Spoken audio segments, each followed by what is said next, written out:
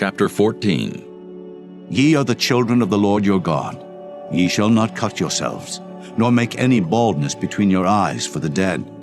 For thou art an holy people unto the Lord thy God, and the Lord hath chosen thee to be a peculiar people unto himself, above all the nations that are upon the earth.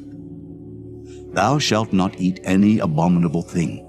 These are the beasts which ye shall eat: the ox, the sheep, and the goat, the hart, and the roebuck, and the fallow deer, and the wild goat, and the pygarg, and the wild ox, and the chamois, and every beast that parteth the hoof, and cleaveth the cleft into two claws, and cheweth the cud among the beasts that ye shall eat.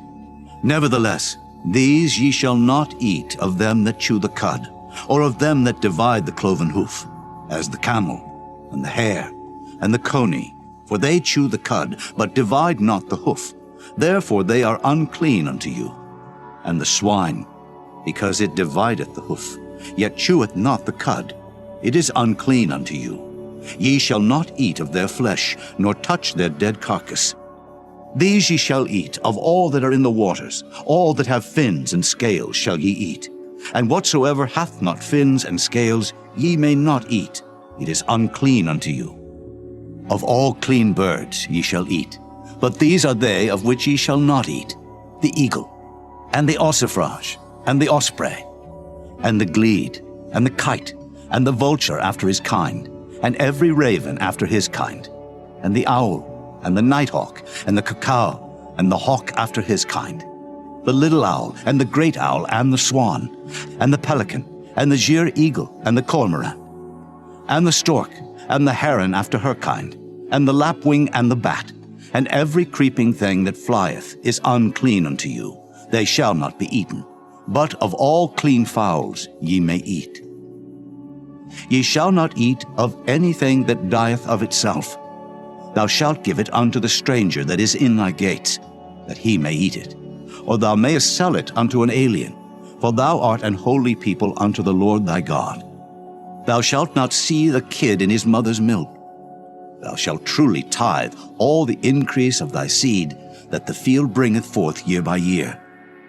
Thou shalt eat before the Lord thy God in the place which he shall choose to place his name there, the tithe of thy corn, of thy wine, and of thine oil, and the firstlings of thy herds and of thy flocks, that thou mayest learn to fear the Lord thy God always.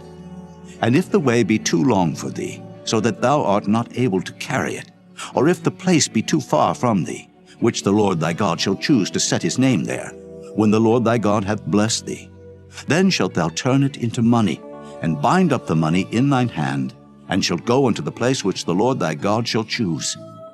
And thou shalt bestow that money for whatsoever thy soul lusteth after, for oxen, or for sheep, or for wine, or for strong drink, or for whatsoever thy soul desireth.